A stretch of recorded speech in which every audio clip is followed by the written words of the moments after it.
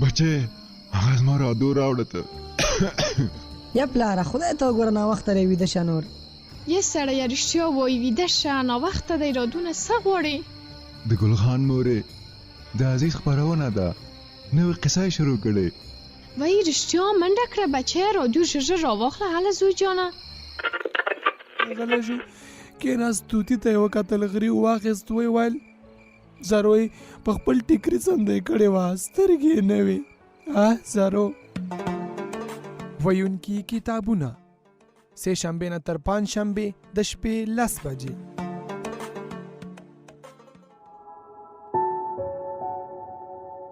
السلام علیکم د ویونکي کتابونو ګران اوریدونکو ستاسو کوربه عزیز کاروان یم. هیله ده چې روغ جوړ به اوسئ.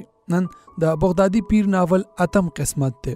د تیرې برخې په آخره کې تاسو د راجندر په اړه باندې پوه شوي وئ. قصه تر دې ځایه را رسېدلې وه چې راجندر چې یو عیساوي برطانیوي پوځي و د پیر بغدادي خوا ته راغلی و. د هغه د صلیب په لیدو باندې په جومات کې به هغه خلک ورټول شوي تر څو هغه ووژني. خو پیر بغدادي یعنې ډیوډ جونز چې یو باکماله جاسوس دی هغه یې وژغوره. په دغه بهانه باندې چې خلکو ته یې وویل چې دا یو عیسوي دی راغلی دی مسلمانېږي. نو خلکو هم د احساساتو له مخه هغه پرېښود او د خلکو په مخ کې هغه کلمه وویله. نو راځئ چې اوس مخکې واورو چې د پیر بغدادي یعنې د ډیوډ جونز شرارتونه او د شامان د دولت پر ضد باندې هڅونې تر کوم ځایه پورې رسیږي.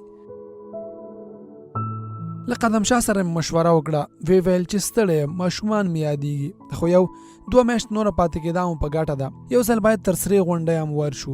د ویدېدو پر وخت مې راجندر ته ویل چې بچو ودرې سهار به د کلي نه راغواړم د سنتېدا کار د لا پاتې دی. وارخطا سړی مې پښو ته راولوېد تر ډېرو یې زارۍ کولې. سوزان د خپل غور نیکه د کتابچې پاڼې سره وروستې کوټې ته لاړه. پلار مور او ورور یې تلویزیون ته ناست ول. تر ویدېدو مخکې بیا کتابچه خلاصه کړه. ډیوډ جونز لیکلي ول د هوا په ګرمېدو سره بیرته سمڅې ته لاړو. د دم دوا بازار له سره تود شو. د بغدادي پیر د کراماتو اوازه تر کلا ته هم رسېدلې وه. خلکو په شپو ورځو مزل کاوه. ستړي به یې ګاللې ځانونه به یې تر پیره را رسول. یو ورځ په لومړي ځل 4 افغان پوځیان راغلل. مشر یې تک سپین مخه اوږده توره ږیره درلوده. سمڅې ته د راختو په وخت یې ټوپک کنداغ له راوتلې تیږې سره ولګېد. تر ډېرو یې د ټوپک کنداغ ته کتل. بیا یې سپینه ټوټه پرې تېره کړه. پورته راغی ستړي مشي یې توده وه. وی ویل چې ژمی یې د کرښې په یو قرارګاه کې تېر کړ. ګردیز ته ته زما د لیدو په خاطر یې لار راکږه کړه. مشر اوږدې خبرې وکړې. د شور بازار د عضلاتو په صفت نه مړېده. وروسته یې د امان الله خان خبرې راواخیستې. ښه زړه یې نه ترې درلود. ترکیې ته د زده کړې لپاره د افغانانو نجونو په لیږلو خواشینی و. خو ما امان الله خان پوه او مدبر انسان یاد کړ. د پاچا په دیندارۍ او هېواد پالنه کې مې شک نه درلود. د پوځیانو له راتلو وروسته قدم شاه را په غوږ شو. وی ویل چې د سړي هسې هم په پیر او فقیر باور درلود. له امان الله خان د دې سړي زړه تورېدو لپاره ښه موقع وه. خو تا برعکس د پاچا صفت ورته وکړ.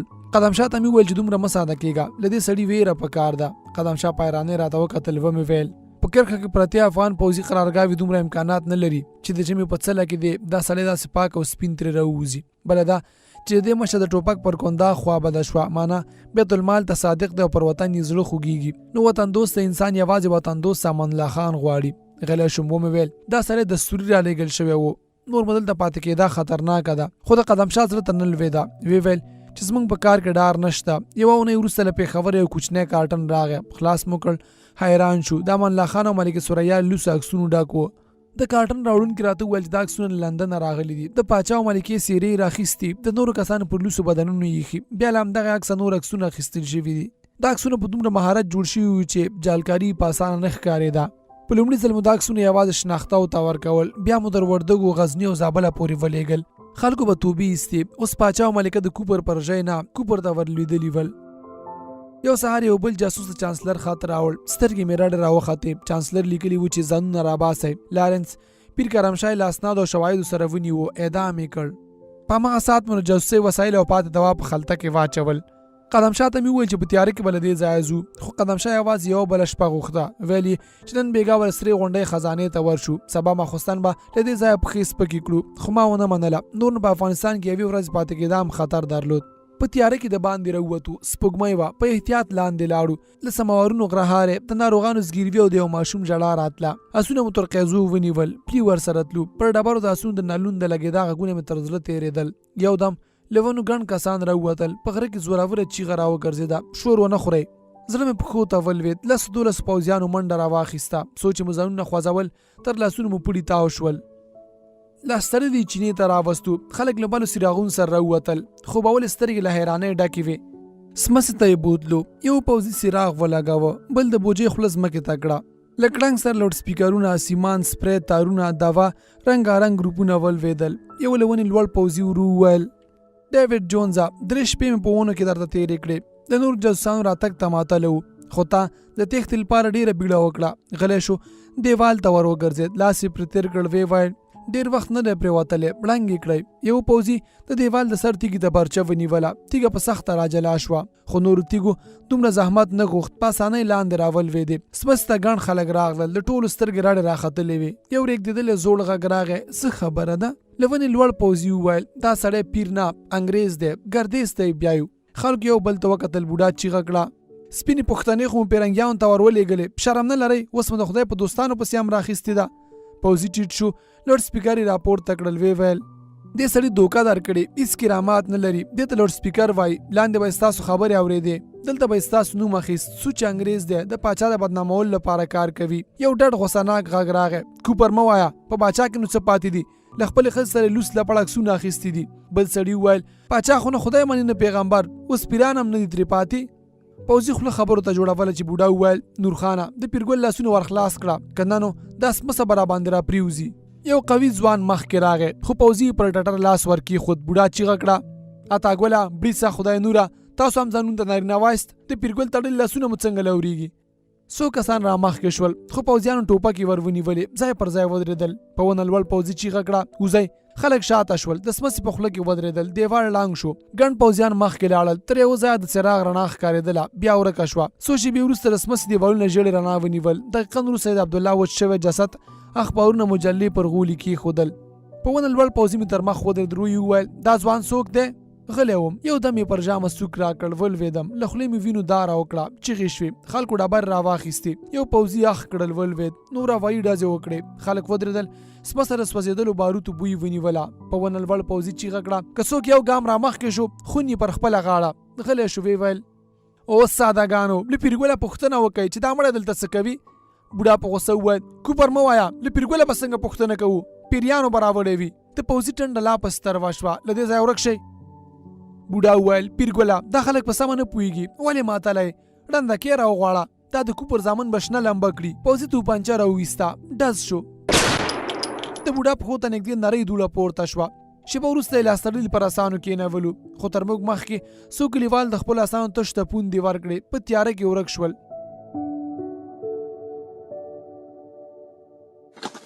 ټوله شپه مو مزل وکړ. سپېده چاودې او تنګې درې ته ورسېدو. چوپه چوپتیا وه. یوازې د اسونو د پښو ټکا اورېدل کېدله. کله کله به یو مرغۍ هم وچوڼېده. یو دم سخ شو. له ټک سره د مخې پوځي ولوېد.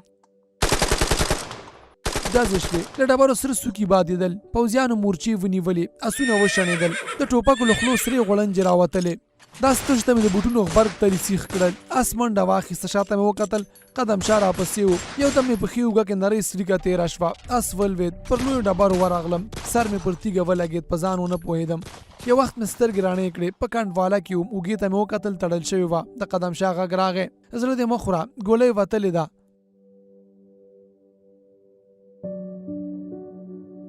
شاوخوا مې وکتل. د کنډوالې پر ړنګو دیوالونو ګڼ مول وهلي کسان ناست ول. اجي پاینده خان راغی. خوشحاله و. له پیر سره د مرستې او 15 افغانانو پوځیانو د وژلو په خاطر یې ځان په جنت کې لید. له پاینده خانه مې د نورو پوځیانو پوښتنه وکړه. ټنډه یې تروه شوه. د نورو پوځیانو تېښتې له اضافه ثواب ایستلی و. بیا یې په خواره خوله د سپینو ګلانو شیره وغوښته. خو ما ورته وویل چې د لنډکي پیري راوړې شیره مو له لاسه ووته. شیره په کڅوړه کې وه. د پاینده خان تندی وغوړېد. په لوړ غږ یې د خلطې د راوړلو امر وکړ. یوه له ونې ټیټ سړي خلطه راوړه. خلاصه مې کړه. د جنسي قوې د ډېرېدلو د ګولیو سلامت پاکټ مې ورته ونیو. پاینده خان په حیرانۍ راته وکتل. خو نور د دې خلکو غلطېدا په دې نه ارزېده چې خپل ماغزه وخورم. لنډ مې ورته وویل چې لنډکي پیري ترقي کړې، اوس له سپینې شیرې ګولۍ جوړوي. 2 شپې مې د حاجي پاینده خان د کور په کوټه کې تېرې کړې. هېڅوک نه و خبر. یوازې پاینده خان مې لید. سهار وختي به د لندو ویښتو تورې کړي ګیرې راڼه ساس کې څڅېدل. په درې مخصوصن 2 کسان را سره کړل. دې خلکو ته پټې لارې معلومې وې. له 3 شواروزه مزل وروسته د ډیورند تر کرښې واوښتو. غرمه د انګریزانو یوې قرارګاه ته ورسوله. ډاکټر مې د اوږې ټپ وکوت. د خلطې دوا او میکروبي کېدو ته نه و پرېښې.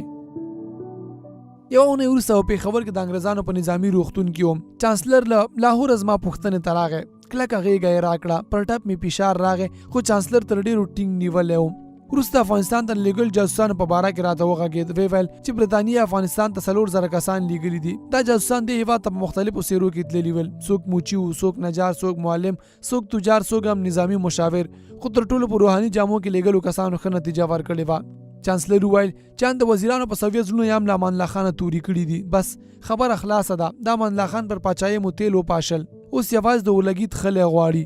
په میاشت کې مې د اوږې ټپ سره ورغی. بیا له ډېره وخته وروسته حمام ته ننوتم. یوه لویشت ږیره مې نوره څه کوله. چاړه مې پرې تېره کړه.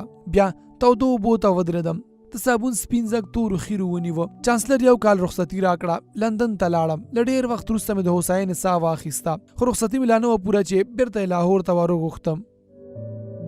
وار له واره مې قدم شاه ولید. د چانسلر دفتر په دهلیز کې راته ماتله وه. قدم شاه کلکه غېږه راکړه. یوه شېبه کېناستو. د سرې غونډۍ خزانه یې لا نه وه هېره. وروسته مو چانسلر ولید. ټنډه یې هواره وه.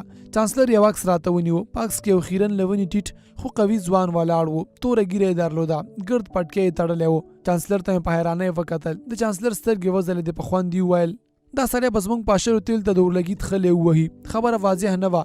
چانسلر باید نور معلومات هم راکړي وي. چانسلر وویل دا سړی حبیب الله نومیږي خو د سقاو په زوی مشهور دی. څو کاله مخکې په پېښور کې د یو زرګر د پیسو سیف غلا شو. د سقاو زوی زرګرۍ ته نږدې چای خرڅاوه. د خلکو پر ده شک راغی ځکه دا دروند سیف له دې سړي پرته بل چا نه شوی پورته کولی. خو د سقاو زوی وتښتېد. 2 کاله وروسته په پاړه چنار کې د غلا په تور ونیول شو. هغه وخت د پاړه چنار د قرارګاه مشر راته وویل چې دا ساده سړی د امان الله خان ډېر ضد دی. ګڼ غله پرې راټول دي. د دې سړي ډېر کار اخیستی شو. دا خبره مې خوښه شوه. د بند 11 میاشتې لا نه وه تېره چې خوشې مو کړ. یو څه مو نور هم وپړساوه. پلار کې د انګریز لخوا یو جوړ شوي ملنګ ورته وویل چې دا به یو وخت د افغانستان پاچا شي. د سقاو زوی د کابل کلکان ته لاړ. غلاوې یې شروع کړې. کله کله به یې پر حکومتي کاروانونو هم برید کاوه. دې سړي په کم وخت کې ډېر ملګري پیدا کړل. خبره تر امان الله خانه ورسېده. د سقاو زوی یې په پوځ کې شامل کړ. خو دې سړي په هماغه لومړیو کې یو پوځي افسر وویشت. بیرته غره ته وتښتېد. پاچا یې پر سر انعام وټاکه. خو د سقاو د زوی سر دومره اسانه کار نه دی. په دې سړي پسې شور بازار حضرتان ولاړ دي. اوس یې ګڼ خلک طرفداري کوي. چانسلر غلی شو. ما ته یې وکتل. په سترګو یې ځلا پرته وه. ومې ویل ښه نو زما رخصتي لا نه وه پوره. لاهور ته د څه لپاره راوغوښتم. چانسلر رانږدې شو. ورو یې وویل یو ځل بیا ږیره پرېږده.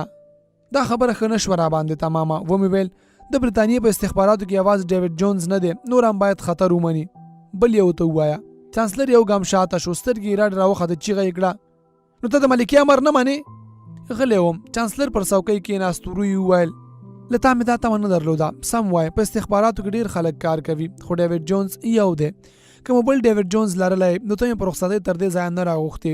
پورته کوټې ته وختم. پر میز نوي او زاړه اخبارونه پراته ول. یو اخبار مې راپورته کړ. امان الله خان د اروپا له سفره بیرته راغلی و. د له څو اسیایي او اروپایي هېوادونو سره ګڼ نظامي اقتصادي تجارتي فرهنګي تړونونه لاسلیک کړي ول. وروسته د اخیستل شوي وسلو او نورو قراردادونو لیست راغلی و. امان الله خان په دې سفر کې له اروپایي هېوادونو 60,000 نوي ټوپکونه، 106 توپونه، 8 جنګي الوتکې، 15 زغروال موټر، په زرګون نظامي خولۍ، پتکونه، 3000 دوربینونه اخیستي ول.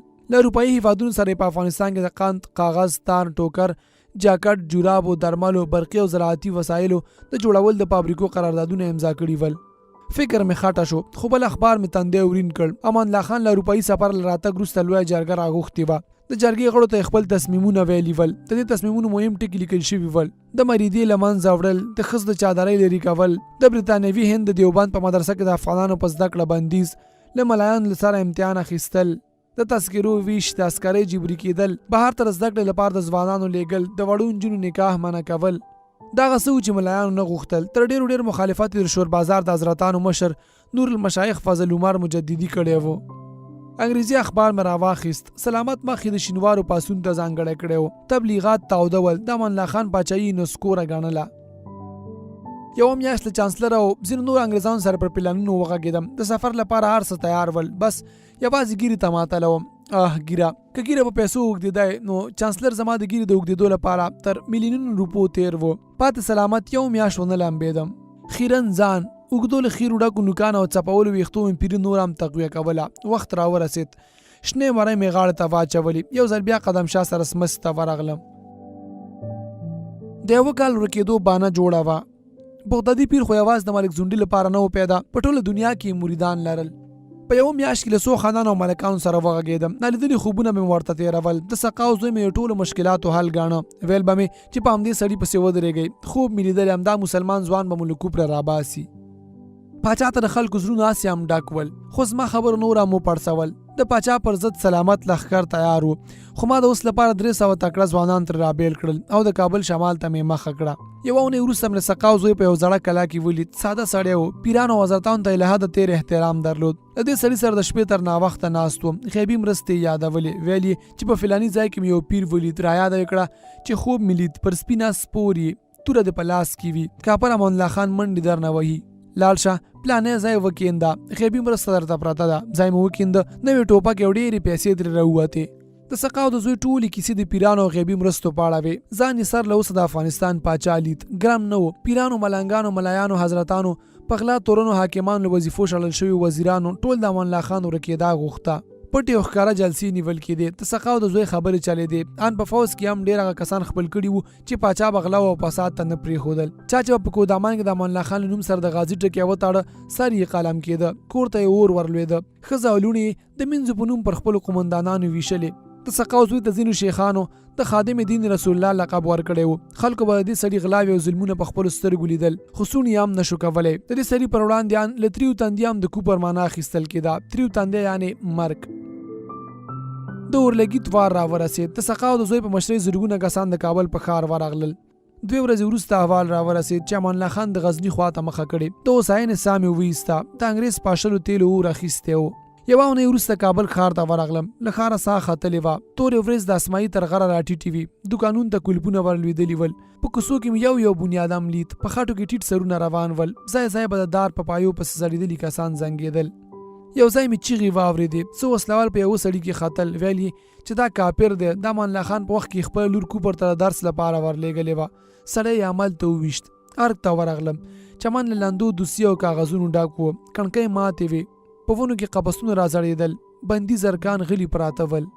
تارک پر دفترونو را وګرځېدم. میزونه، څوکۍ، المارۍ، غالۍ هېڅ هم نه و پاتې. پر دیوال غټې رسامې شوي نقاشۍ ته ودرېدم. د سپینو بتو سرونه پر بارچو یا کوم بل تېره شي خراب شوي ول. خو شنې اوبه، غرونه او د غرونو په لمنو کې شنې ونې پر ځای پاتې وې. د امان الله خان دفتر ته ورغلم. دیوالونه یې تک تور ول. د سوځېدلو کوچونو یوازې 15 سپرینګونه پاتې ول. بیرته چمن ته ورغلم. یو دوسیه مې راپورته کړه. د تجارت د وزارت د کلني راپور له پاڼو ډکه وه. بل کاغذ مې راواخیست. په کابل کې د یو لوی پوهنتون د جوړېدو د قرارداد کاپي وه. 2-3 نورې په خټو لړلې دوسیې مې وکتې. د افغانستان په څو لویو ښارونو کې د لویو ښارګوټ ته جوړېدلو نقشو اسنادو ډکې وې. په رڼا ورځ د برټانیې سفارت ته ورغلم. ویره مې نه درلوده. بې سرپوښه وطن و. چا به پوښتنه کوله چې بغدادي پیر د انګریزانو په سفارت کې څه کوي. سفیر مې ولید. خوشحاله و. سفیر وویل چې د سقاو د زوی په امر د برټانیې له سفارته پرته نور ټول سفارتونه تړل شوي دي. د سفارت ځینو مامورینو کیسې راته وکړې. د خلکو کورونه چور شوي وو. نجونو او ځوانو ښځو ته لاس ورلوېدلی و. په سپینو هلکانو پسې کورونو ته وراوښتي ول. بانکونه، دولتي شتمنۍ، دوکانونه، فابریکې هېڅ هم نه و پاتې. څو ورځې وروسته احوال راغی چې خادم دین رسول الله خلکو ته خپل اصلاحي پروګرامونه تشریح کوي. ورغلم. په یوه لویه میدانۍ کې ګڼ خلک راټول ول. مخکې لاړم. له علماو سره کېناستم. شېبه وروسته یو تور موټر او پر اسانو سپاره ګڼ شمېر کسان راغلل. د سقاو زوی د موټر له مخکیني سیټه راښکته شو. ږیره یې لنډه کړې وه. د اغوستې تورې درشۍ پیسې یې ورپورته کړې وې. له علماو سره یې ستړي مشي توده وه. لومړی د شور بازار حضرت وغږېد. حبیب الله کارنامې یې یادې کړې. ویې ویل چې دا وطن همدې خادم دین رسول الله له کوپره وژغوره. په پای کې یې نوي پاچا ته اوږده دعا وکړه. ګران اورېدونکو، د نن لپاره قصه په همدې ځای بس کوو. تر نننۍ برخې پورې تاسو په دې باندې پوه شوئ چې ډیوډ جونز یعنې بغدادي پیر او په ټوله کې برطانیه په دې باندې وتوانېدله چې د شاه امان حکومت ته سقوط ورکړي. اوس د شاه امان په ځای باندې حبیب الله کلکانی باچا شوی دی. نو تر اوسه د داستان په جریان باندې تاسو پوه شوئ. نو له دې وروسته به اورو چې برطانیه نور د حبیب الله کلکانی په لاس څومره کارونه په افغانستان کې کوي. تر سبا چې تاسو په خدمت کې حاضرېږم، تاسو ټول په لوی الله باندې سپارم. ښه شپه. د الله په امان.